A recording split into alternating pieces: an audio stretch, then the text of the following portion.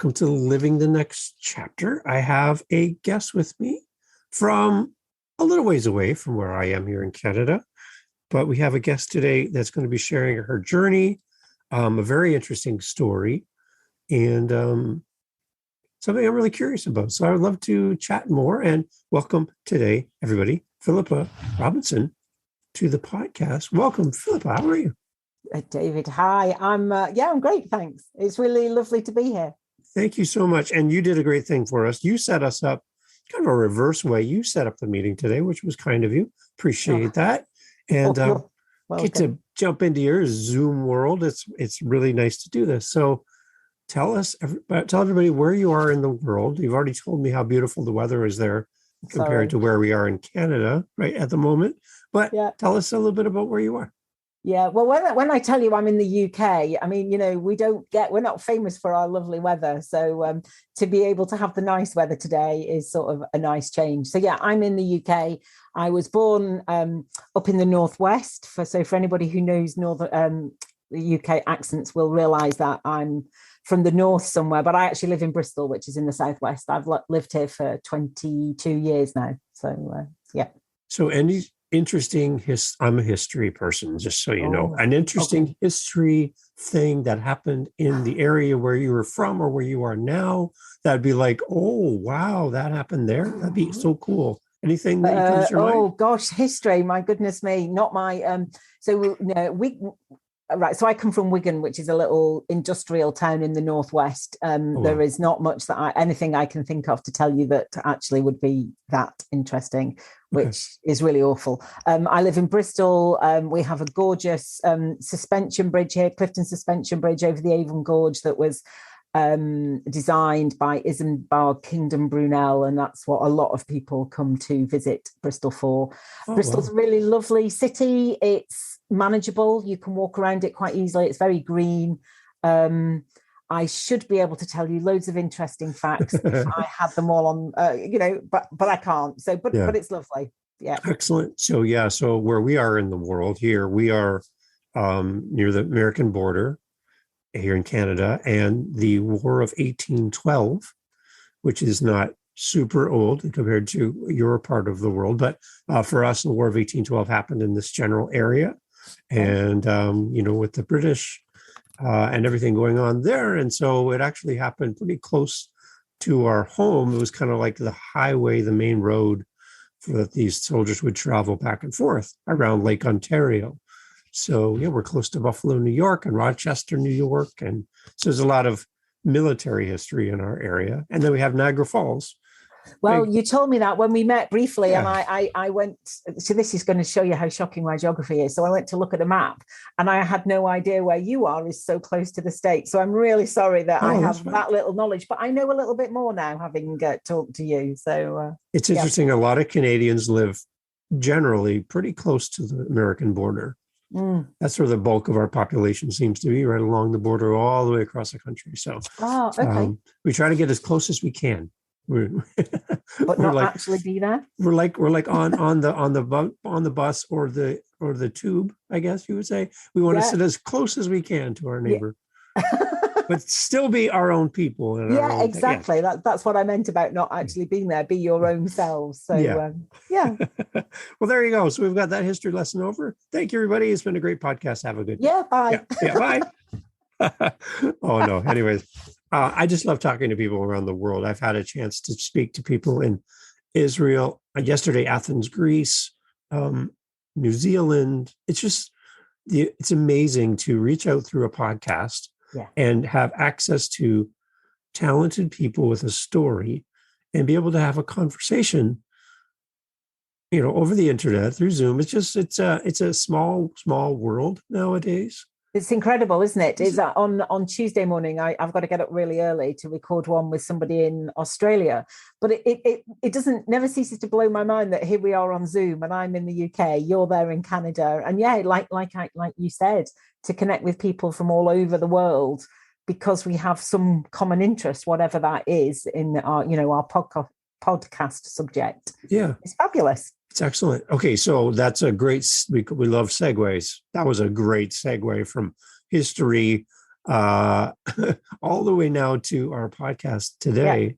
Yeah. Let's talk a little bit about your backstory. You have a very interesting story, some physical challenges that you've had to overcome and live with throughout your life, and a journey that's brought you to today. I would love if you can kind of give us an overview, but give us some detail about what you've lived through, so people have a context, I think, as they listen to the beginning of the podcast. Okay. So, yeah, I mean, we connected because obviously not obviously, but because I've written a book, I spent a lot of last year writing my memoir. So the reason that I did that was because 5 years ago, I lost a lot of the sight in my right eye. I'm incredibly short-sighted anyway, or rather I was, but that's another story. Incredibly short-sighted all my life. And something freak happened. A new blood vessel was going into the back of my eye and leaking fluid onto my retina. And basically, I lost a lot of sight in my right eye. And through lots of injections in my eye, when I say that, it usually makes people squeam. Yeah. I did get most of the sight back, not all of it, but I have got nearly all of it back. So, but at the time, I was told it was permanent. Wow. And what happened as a result of that was sort of a real unraveling of all my life up until those 47 years that I'd lived at that time. Because I realized once I thought that this sight loss was permanent, I could well have lost all of the sight, and actually it could happen in the other eye. I began to realize that I had built my life on being useful and being, I was the ultimate people pleaser. You wanted it done, go and ask Philippa, she'll do it. And I thought, if I can't do that, who am I? What am I? What is my use in the world? And I really fell into quite a depression. So I went to therapy. I'd had bits of therapy over the years, but I went to therapy and to unravel my childhood, which, I'd always known my childhood was a bit, I used to say, yeah, I had a rubbish childhood, but I'm okay. I've got here now. I was a lawyer for 27 years. People used to go, oh, yes, haven't you done well? And, the mask was very firmly on my face, looking like, life is good. But actually inside, I was pretty dead, I'd say. So in therapy, I had to unpick some of the things that had happened. I grew up with an alcoholic mother, like a lot of people who grow up with an alcoholic parent. It's not talked about. It's that, or whether that's just a British thing, I don't know. I don't think it is just a British thing, but it's not talked about. It's that problem that we all know it within the family, within the home. We all know the way it plays out, but we don't talk about it outside. We don't talk about it between ourselves. We all lived in our little bubble trying to just get by day by day. Also, my mum and dad had split up when I was about 6, I think. And my mum remarried reasonably quickly. And I never felt safe in that place. I never felt safe in my new home with my stepfather and the 2 brothers that came along afterwards. I did have a brother from the first marriage, so there was 4 of us in total, but I just always felt that my position there was really precarious. So I know now I grew up not feeling very safe. And I think that's probably why I went into the law, I think, because I thought it would be a good, stable career and it would, earn me some money and I would feel safe. Yeah. What it actually did was throw me from one really stressful environment into another really stressful environment. So I spent nearly my entire life on really high alert, totally stressed, ignoring all the things that got thrown my way with my body, the niggles, I always have trouble in my legs, interestingly, like my feet or my ankles. And it's almost like I can't be grounded in a way. It's really interesting the way a lot of the niggles I've had in my body have played out the way that I am feeling in myself in real life. And then I think the final thing was my eye. I couldn't ignore that. I'd ignored everything else. I'd just put my head down, carry on, ignore what was going on. Yeah. But I couldn't ignore the eye. Wow. Like what, something that you just take for granted as well, right? It's your everyday thing. It just, but it's such a vital piece of our everyday. It's just, I can't imagine one day having to kind of think about the possibility of losing my sight. Yeah. That's a pretty steep hill to climb when you think of that, right? Yeah. When I think back now, I kind of just, I don't know, took it on the chin, like I did most things, like, oh, here's another really rubbish thing that's happening, and I've just kind of got to carry on. But I found that I couldn't function the way that I did normally. And I'd worn glasses all my life. I'm incredibly short-sighted. To anybody who it means anything to, I was -16 in both eyes, and I'd worn glasses since the age of 7. But to then understand that what had happened was permanent, as I was told it was going to be permanent and uncorrectable, was a completely different, completely different scenario. And I just fell apart, really. Yeah. So, and you're talking about growing up in a home too that was a challenge, obviously, with all of the things that are going on. Did you find too that growing up in that environment that you switched from being a child to taking on some adult role, in the sense that your family almost required you to be more adult than a child? Yeah, I absolutely. Whether my family required it or not is a question that I'm never going to answer now, because both my parents are not around anymore. Actually, my stepfather is, but I couldn't really talk to him about it anyway. But I definitely took on that role, definitely, and we would call it parentification of a child now, and I definitely. Probably, I'd say from the age of 7 or 8, I kind of lost my childhood, I suppose. And my mum had 2 more children when I was 10 and 13, and I basically became their second mother. Yeah. So I did a lot of looking after my younger brothers, which I know a lot of people do. I know I'm not like anything special in that, but I felt that was my role, to take the burden of that off my mother, so that maybe she would be a bit happier and maybe she wouldn't drink so much. So I spent a lot of my childhood and my time at home until I left home to go to university at 18, trying to control the environment at home to make it as calm and as nice as I could do. So hopefully my mum would be in a good mood and wouldn't drink too much. And almost taking a role of advocacy, I guess, for the kids in your home. You're kind of speaking for them and helping them, and that seems to be a natural transition into a career to do that for others as well, right? Well, yeah, it's funny the way it plays out, isn't it? Yeah. And I mean, now that I'm much more me, I know who I am. I've only really found that out in the last 2 or 3 years, I think. I know that people are my thing anyway. I find people utterly fascinating. Yeah. I like finding out people's stories. I like knowing what makes them tick. I also really want to help people who need any help, and I might be able to help. But it really wasn't coming from a position up until the last 3 years or so of me being okay in me, so I can then help others. I was definitely trying to help others to make me feel better about myself, because I felt so wretched. Yeah. And okay, so we have authors that are listening to the podcast as well as readers.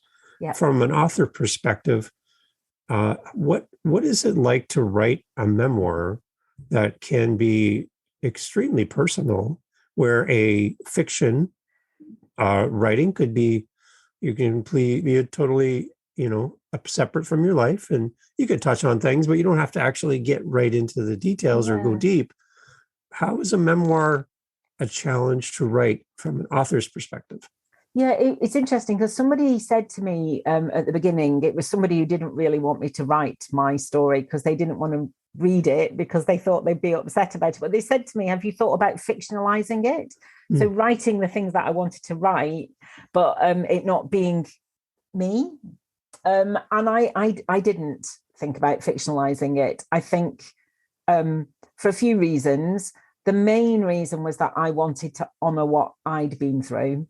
In a way, it was very much a book that the me, I hope this is going to make sense, the me now wanted to write to honor what the previous versions of me had gone through, because I feel very different now. The previous me who went through all that would no way have been able to do this, come and sit here and talk to you and talk about everything that had gone on. I wouldn't have had the confidence or the ability to talk about it in language that made sense, I don't think. So I didn't think about fictionalizing it, partly because I wanted to honor the previous versions of me and what I'd been through, but also because I probably didn't think I had the talent to fictionalize it. In a way, I didn't think of myself as an author. I mean, it's the only book I've written. I've since written an ebook, but a shorter ebook. I didn't think of myself as a writer or an author. In fact, the whole of the time I was writing it, I was completely doubting my ability to do it. And I really nearly threw in the towel a few times, partly because of the subject matter, but mainly from my fear of putting my writing. Yes, it was my story, but it was my writing, and the idea that I'm a writer, this is a book, I'm publishing this book, read it. I mean, that bit scared me no end. But I had a book coach, and that's how I got through it. I found this lovely woman. I didn't even know I was looking for her until I'd found her. And she really encouraged me to keep going. She encouraged me to just write it all down. Don't worry about what the final book was going to look like. Just write down. And when I just was sort of given that permission to just write, it just flowed. I mean, I did most of my 85,000 words in about 3 big sessions, because when I started, it just came. It then needed a lot of work to shape it into the book that it is now. But she gave me that, in a way I needed that permission. And also she really challenged me and asked me to dig into parts of my story more than I did. And she helped me see that I could write in a way that I had no idea I could do that. Yeah. So if I was to write a memoir, Philippa, I think I would struggle. I haven't written one, so I am not the expert by any means. You are definitely the expert in this process. But I would think that it would be almost a sense of, I've heard somebody say that there's my side, there's your side, and then there's the truth, right? So I'm only seeing things from my side of what I've lived and my experiences, where I don't really get the context of others in my story and get the behind the scenes of, what was going on, why things were happening. I just can only give you what I witnessed or what I lived, and my view of what I lived. Yeah. When you write a memoir, are you solely focused on your lived experience, or are you bringing in stories and input from other sources to help build the story? Is that part of the process? I'd like to understand. It's interesting you asked that, because I did think about asking my 2 youngest brothers for their input, and then I decided not to, because I think they were like 10 and 13 years younger than me, so they had an equally awful experience, but I think theirs was different. And also their parents stayed together, whereas mine didn't. So I'm not saying I had it worse. I'm just saying we had a very different, and I had the rubbish at the beginning and they had the rubbish at the end. So we had a very different experience. But also, because like I said, I really wanted to write it all down to honor honor me and honor what I'd been through, it was actually quite easy for me to just write my side of it. And I'm very clear in the book that this is my memory of how things happened, my interpretation of things. It's very much just my story. Yeah. But actually, that's and that's all I can write. I can't write anybody else's part of it. I don't really write much about people who are still alive. I was very clear that I didn't want to muddy any waters there. So there are a lot more stories than are actually in the book. But the main characters, my mother, my father, and my grandfather, and my grandma on my dad's side, they are the main characters, really, apart from me, and they are not here anymore. Mm-hmm. What it did do, which I wasn't expecting, is it really helped me see things from their point of view a bit more. Mm-hmm. Or what might have been going on for them. And it certainly allowed me to have much more compassion for them. I think age helps. I'm 53, I've had a lot of life experience, so I can perhaps imagine more. Like my dad died 5 years after. Oh, I haven't explained this. He left. I didn't see him for 20 years. And then I went looking for him when I was 30. And then he unfortunately died 5 years later. But those 5 years were better than nothing. But when I was writing about it, I could feel it more, how it might have been for them. I definitely have a lot more compassion for all the people involved. My dad died at 54, and that will be me next year. So Wow. I don't intend to die like he did, but I think, as a child, you think your parents are like, these people on pedestals, and they're different. They're not just ordinary people. Yeah. Whereas I can imagine now how I could make a real hash of things, because we just do. We're human, aren't we? And I wouldn't be doing it on purpose, but it is quite possible that I could make a real hash of things. So actually, it really helped me have much more compassion for all of those people involved, and much more compassion for myself and the decisions that I made over the years, really still based on my, the survival skills that I learned in childhood. Because that's what I really had to learn in therapy, about how a lot of the way I still acted as an adult was still based on the survival skills that I'd learned from childhood. So it was a unpicking of everything. Mm-hmm. So, and I felt that if I'd got to 47 and not known any of these things, that there might be other people who hadn't learned these things, because one thing I have learned is, much as I felt alone in all these things all my life, I've realized I'm not alone. There are plenty of other people going through similar things, and I was going to write a book that was really just sort of a more self-help type book. Look, these are the things I've learned. But it was my book coach that encouraged me to actually write my whole story, because she, after telling her some of it, she persuaded me that there was value in the whole thing. And I'm so glad I've done it now. Yeah. I feel really, it still feels like a bit of a dream, because I've wanted to write a book for about 20 years. So to actually have done it seems a bit, I don't know, a bit unreal still. It's interesting too. The one thing I'm thinking too is, like, we all have a story, and the power of our story can heal, can help others. It can inspire others to make it through a similar lived experience, or maybe something that's relatable to what you have lived.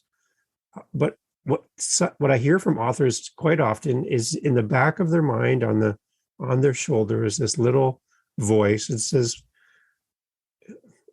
why you? Like, why would anyone read your book? Like, why is that important? There's so many other people, Philippa, that are much better authors.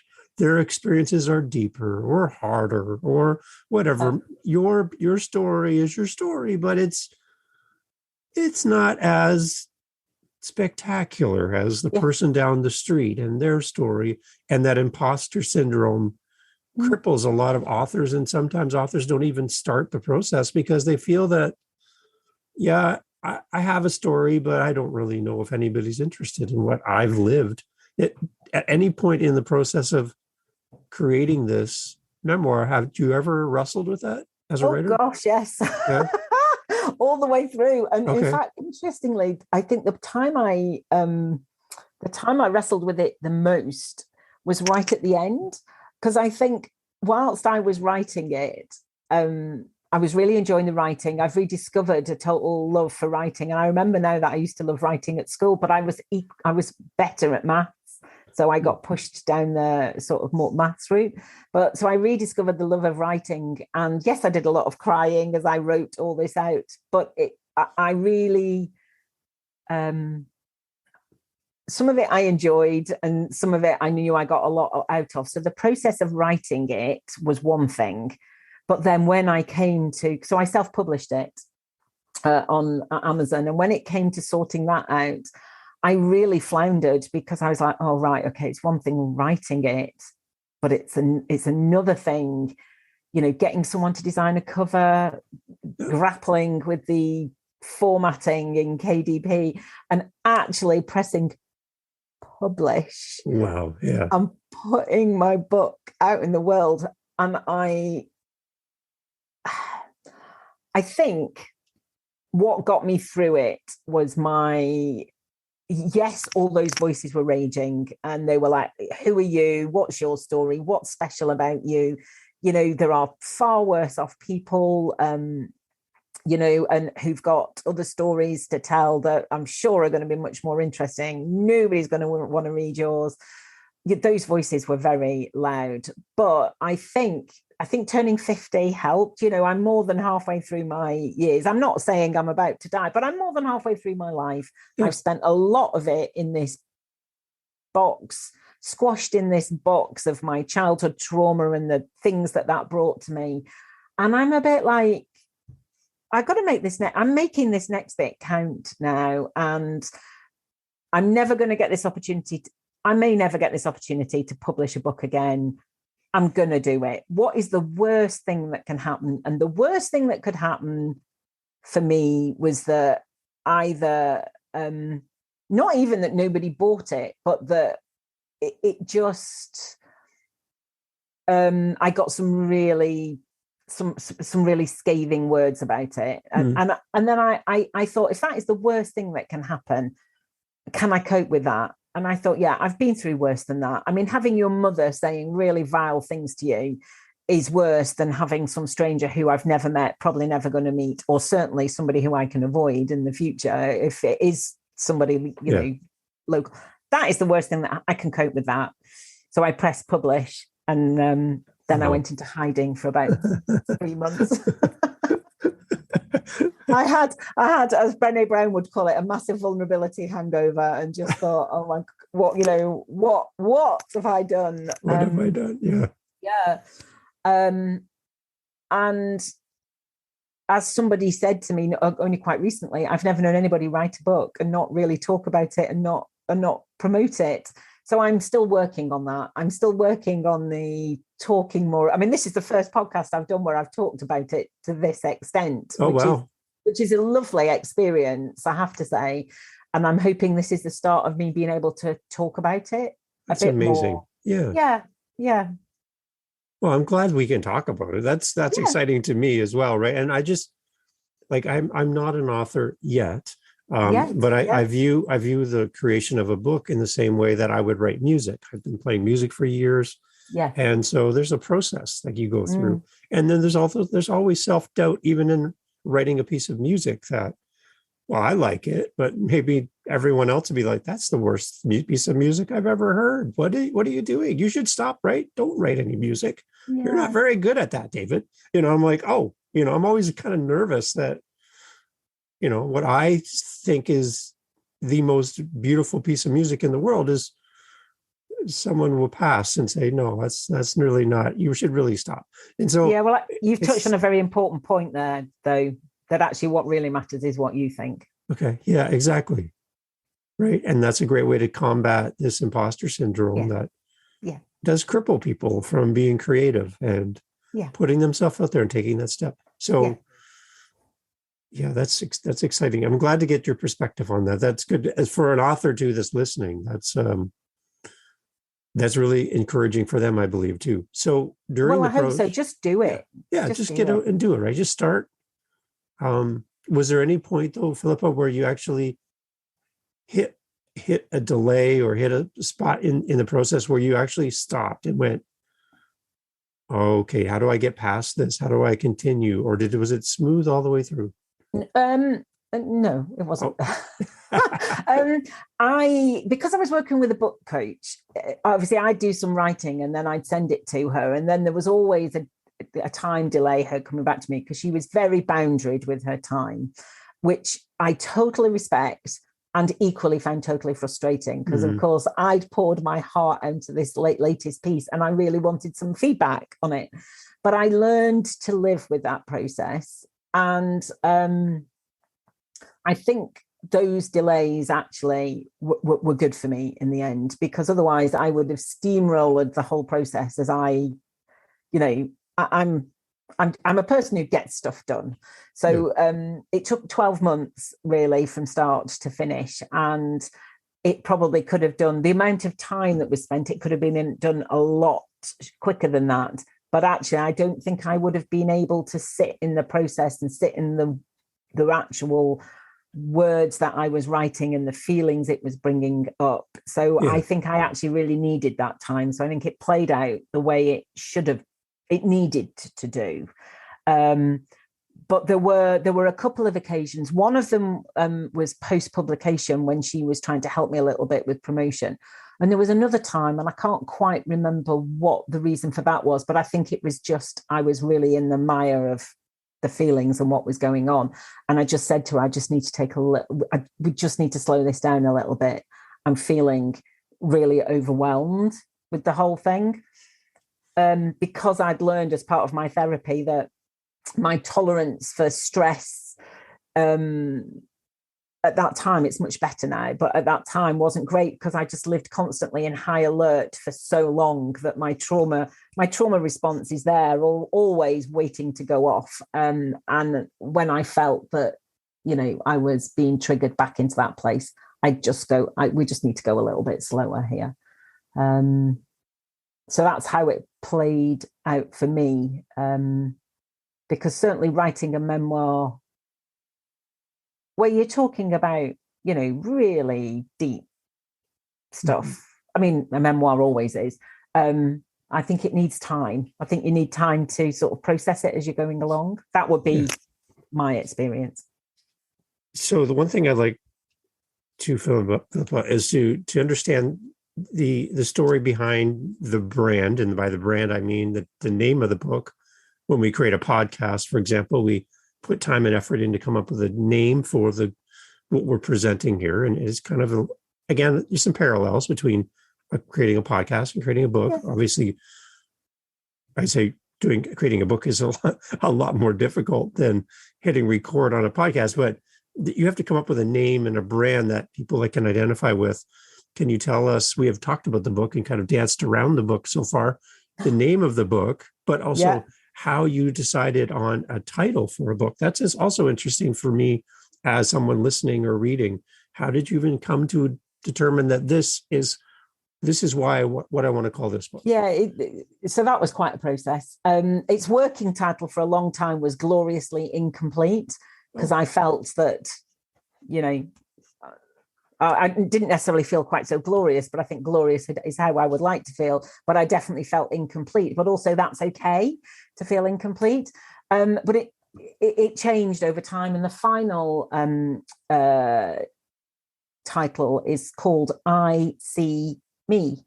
So I, as in capital I, me, I see me. And the reason for that became quite clear as the book went on, because obviously the C, as in SEEC, is all about my eyes, because the book starts with me losing the sight and ends pretty much with me going through the process and getting a lot of my sight back. So the seeing is a play on the fact that it's all about these sight issues. Also, that one of the first things my therapist said to me in my very first session was, now I wonder what it is that you're not seeing or don't want to see. So, there's a lot of not seeing the truth all the way through the book. So, but also it's I see, me. So it's all about, I see, it's me. That the whole journey I'm writing about is discovering me. So so that's why it ended up being called. When I said that one day, it just stuck. So and then actually once we decided that, the book cover design came together quite easily, actually. So because that's an eye on the front, but it's quite a childlike drawing of an eye because it's a lot of my childhood. And right in the center of the eye, there is a bird, which is actually, I've got a tattoo here on my wrist. I don't know. Do you use it? Do you use the video? Or do you we definitely use that for sure. Yeah. So here I have a bird tattooed on my inner, which I had for my 50th birthday, which reminds me to fly free. It's a bird in flight, and it's to remind me to fly free. So the actual picture of that tattoo is in the center of my eye in the cover of the book. Oh, wow. Because it's all about seeing me. So, yeah. So that's interesting. If somebody was to pick up your book and go, oh, I see me. Now we know the story behind that. And it's like, wow, like that's just, I love the I'm getting a visual already of what I'm going to be seeing in this book. I guess that would be a pun, but what I'm going to see in this book is that there's a story here, right? Yeah. And I love that visual. Again, the other thing actually with the book that people really like is that I've printed it in quite big print, because a lot of my readers are like post 50 and they're going, oh God, that's really easy to read. That is brilliant. But also it's easy for me to read. So because it's bigger print. So I've kind of followed the whole visual thing all the way through as well. And the little markers in between various bits of the chapters are a cartoon drawing of my glasses, because these glasses are hexagons, which are a little bit unusual. So there's little hexagon shaped glasses all the way through the book. So there's just little details that are all me all the way through my book. And I find this is the first time I've been talking about it and being quite comfortable with that, actually, because I always felt it sounded a bit egotistical. But actually, it's just honoring me, and I have never done that all my life. And actually, that's why I now find I can encourage other people to be their true selves. Yeah. Because that's actually what really matters in life, I think. I think they're, in all those examples, Philippa, those are all seem like bridges to connect you and your audience, right? From the time of the glasses to how you did the font, everything.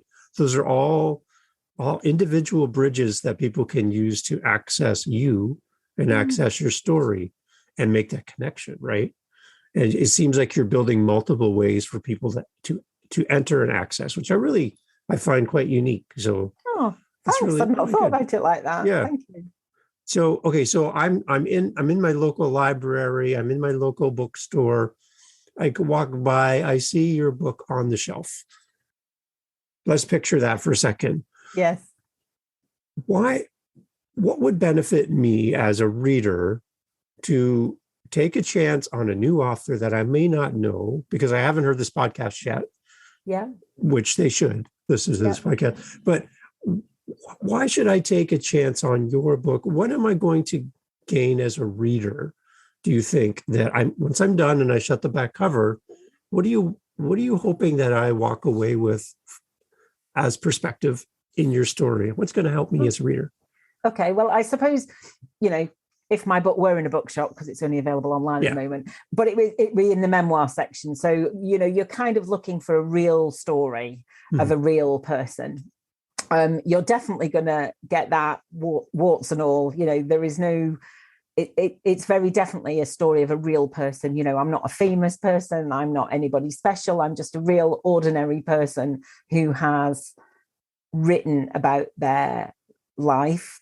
You're going to get all the emotions. You're going to get all the things that have happened to me. And I think you're going to, most people who read it, so maybe this is who's attracted to it, say that they, even if their story is very different to mine, they can see some parallels. They can see how maybe the way that they are in a situation, they can see where I explain how I am in a situation, they can see themselves in that, and then maybe they can unpick for themselves actually why it is that they do what they do, which might be very different to me. So I think you might get some, I won't say insight because my story is very different, but I think you might get a little idea of how you can unpick things for yourself should you want to. Mm-hmm. But right at the end, I say the last chapter is sort of, this is what I've got from writing this book, but what I'd really like the readers to get is a sense of how unique they are, how unique and beautiful and wonderful, and we only have one life. So how about, I'd love to encourage more people to look at who they really are, away from the expectations of what other people are expecting of us, or actually what we think those expectations are, because we don't always know. We can just think what those expectations are, and actually look inside at who we really are and live a life for us. Because I think actually that makes us all, if we're living a life, and I don't mean selfishly, it's just, I think a lot of us are like I was, which was actually living it for everybody else and not living it for me. So if that's you, I would really love you to look inside and find out who you really are and do a little bit more that makes you happy, makes your heart and soul sing, because actually it makes us a lot kinder. Kinder to ourselves, kinder to other people, and wouldn't it be great if there was more kindness around, I suppose. Well, yeah, I think that's one thing that we can see as we come out of a very trying time globally, where there's a lot of stressors and a lot of things that people have lived through, and I think that overall arching kindness and connection, I think, is the one thing that we probably need more of as a result of all that. And for it to be meaningful, it really needs to start with us, with ourselves. So I think that's what I would like people to take away from it, if possible, and that's hopefully what they get. Okay, before we let you go, Philippa, any author to author, do you have any advice for an author, whether they're a new author or they're in the process, or they have their book complete and they want to promote their book, anyone along that way? Do you have any advice for an author that's listening today that's been inspired by your story and your process, and what would you like to leave an author with? Well, I think what kept me going, and I heard this once on an interview with somebody, and this lady was saying that she was saying she'd written this book, and she said, it might not be the best book, but you know what? I've written it. There are so many people who have fabulous books in them, and they either don't write them or they don't publish them.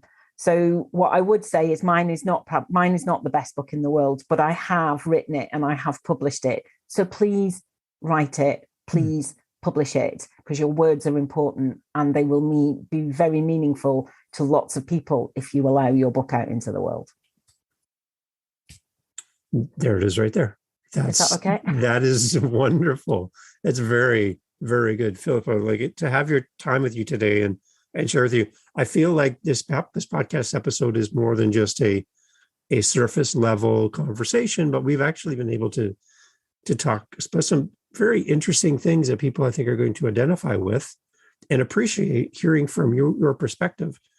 It's an exciting chance to speak to you. I really appreciate it today. Well, thank you. Thank you. And it's been lovely being here and having this chat with you. It really has.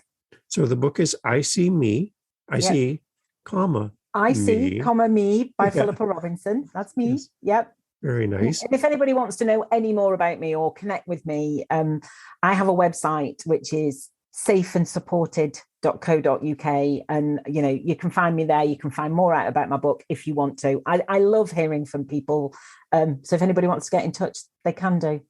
Excellent. So if you're listening to this podcast, wherever you are in the world, and something about Philippa's story has touched you, reach out, send her a message, tell her that I heard you on Living the Next Chapter. And I loved your episode, and I loved when you said this.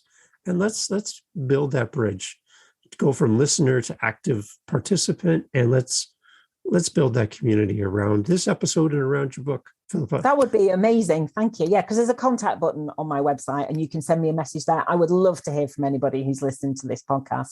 I think you're doing great things, talking to authors and just sort of, I don't know, demystifying it a little bit in a way, because I think the whole publishing a book world can seem very intimidating.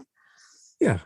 And I think, and I love being able to connect the author and the audience, and also an author with an author, but being able to, if you do happen to walk by and see a book on the shelf somewhere, or you're shopping on Amazon or whatever that is, and you see this book come up in front of you, that you can now tie it to the person directly and go, I remember Philippa sharing the story. I want to check out this book. And that bridge is built. And we talked about it. You built all these bridges to bring people into your story and how you wrote the story. Now let's build a bridge for people to come into your world and purchase the book and support you. So thank you. I love the idea of everybody being a part of your story now. And that's kind of overarching, tie it all back together. That's why we call this Living the Next Chapter, is we want to live the next chapter now that the book is done. And let's build some community around the message. And I'm excited to see where this goes. Yeah, well, thank you for the opportunity to come and talk about it. Thank you. It's really been a fun conversation, Philippa. Thank you so much for your time. And again, everybody check out the website, and we'll have links in the podcast notes as always, but please reach out and connect. Thank you, Philippa, so much for your time. Awesome.